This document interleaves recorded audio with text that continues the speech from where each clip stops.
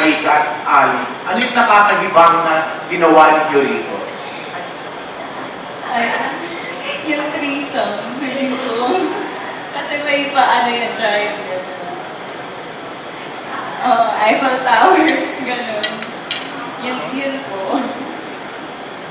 Para sa akin po, yung pinaka-nakakaibang dito, siguro yung imagination ni Ari. Kasi sobrang nahihibang ka po talaga sa yung lawak ng pag-iisip niya dito sa movie po na to. Grabe po talaga eh.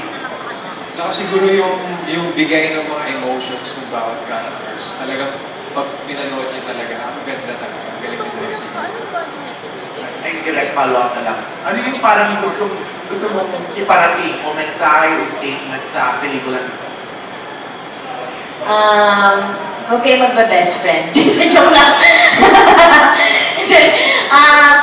Siguro ano lang, gusto ko lang parating na there are all kinds of love. There's a kind of love na hindi mo dapat gawin. There's kind of love na minsan na ano natin, na hindi siya love, it's obsession. Okay, and then siguro time na rin i-accept na yung sa story na may babaeng huwag umasa at di natin alam na sa surface lang to, and yung pagmamahal ng isang tao, hindi siya nakadepende lang sa isang gender. Ayun, love is love. Yun din yung gusto ko iparating dito sa story. Ayun.